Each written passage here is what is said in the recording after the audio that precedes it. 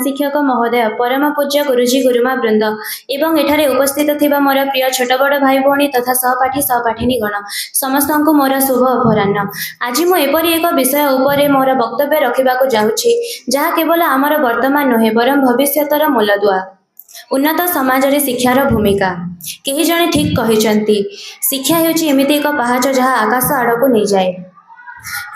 प्रतिशोध नेबा परिवर्ते यह निजको परिवर्तन करिबारे सशक्त करिथाए। शिक्षा केवल डिग्री हासिल करिबा किंबा उच्च पदवी रे अधिष्ठित हेबार अर्थ नुहे। यार प्रकृत अर्थ हेउछि असतो मा सत्कमय तमसो मा ज्योतिर्गमय मृत्युर्मा अमृतंगमय। यार अर्थ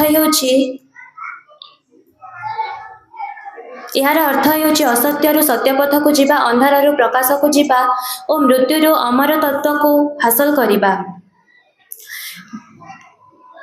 गोटे विकसित समाज हेउछि जेउठारे प्रत्येक व्यक्ति शिक्षित, सचेतन, सुनागरिक, सुचारित्रिक एवं समस्त को समान न्याय प्रदान करा जाय थाए।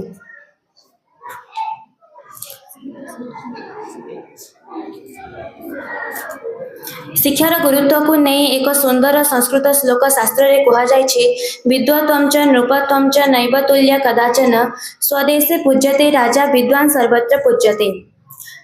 जणे विद्वान किंबा शिक्षक और राजा तुलना केबे भी करा जाय पारिबो नाही। राजा केवल तांको देश रे सम्मानित होवंती, किंतु जणे शिक्षित व्यक्ति सारा विश्व रे सम्मानित होइथांती। एणु कहा जायछि, राजा पूजा पाए सिना आपणा देश रे, विद्यावंत पूजा पांती देश विदेश रे। हे महोदय, एक विकसित समाज पई शिक्षा काहेकि जरूरी? प्रथमतः समानतार मूलदुआ तथा सामाजिक न्याय। एक विकसित समाज हेउछि जेउठारे कोनोसी भेदभाव नाही। जाति, धर्म एवं वर्ण निर्विशेष रे भेदभाव को दूर करे शिक्षा एक समाजवादी समाज सृष्टि करिथाए। द्वितीयतः अर्थनैतिक सशक्तिकरण। शिक्षा समस्त को आत्मनिर्भरशील करिथाए। जेतेबेले युवक माने दक्षता किंबा ज्ञान रे सज्जित हुअंती, सेमाने केवल नियुक्ति पांती नहीं, बरं नूतन सुजोग सृष्टि करती एवं नवसृजन को प्रोत्साहित करती। जेतेबेले गोटे समाज शिक्षित हुए, दक्षता वृद्धि पाए, ता द्वारा बेकारीकरण दूर हुए देशर आर्थिक समृद्धि वृद्धि पाए। जने व्यक्ति शिक्षित हेले गोटे परिवार शिक्षित होइथाए, गोटे परिवार शिक्षित हेले समाज शिक्षित होइथाए, समाजरु देश साक्षरता लाभ करे। तृतीयतः दुष्कर्म दूरीकरण। यौतुक, बाल्य विवाह, अंधविश्वास भली सामाजिक दुष्कर्म को शिक्षा माध्यम रे ही दूर करा जाय पारिबो। महात्मा गांधी कहिथिले, जो व्यक्ति पाठपढ़ा प्रति रुचि रखि थाए से सबु स्थान रे सबुबेले खुशी रे रहि थाए।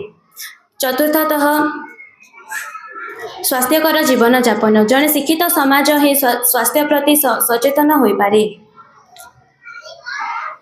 कुपोषण एवं भिन्न भिन्न महामारी भली समस्या को सहजरे समाधान करि पारे। पंचमतः गणतांत्रिक मूल्यबोध।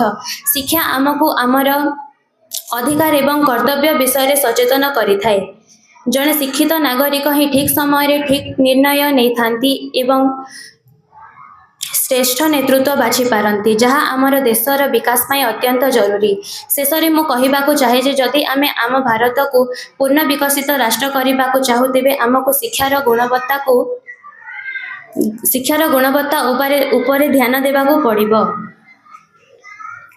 मु प्रथमरु कहि आसुछि जे शिक्षा केवल डिग्री हासिल करिबा पई ही नुहे।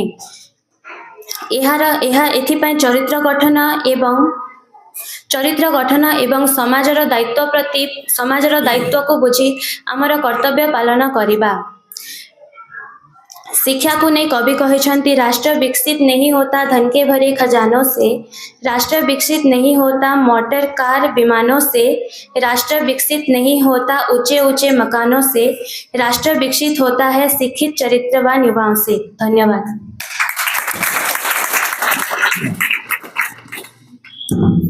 शुणिल पिले, बहुत बढ़िया थिला उपस्थापन शैली आउ होल टॉपिक को से कवर करथिला। तीनोटी भाषा बोधे ओडिया, हिंदी आउ किसी संस्कृत तीनोटी भाषा से डिबेट रखी आर शिक्षा पार्टी बहुत सुंदर माने प्रेजेंटेशन शैली बहुत बढ़िया थिला ओवरऑली प्रेजेंटेशन शैली तार ये सब्जेक्ट टॉपिक ऊपर ओवरऑली पूरा कवर करथिला प्लस एक्सप्रेशन मत ठीक थिला बहुत बहुत धन्यवाद।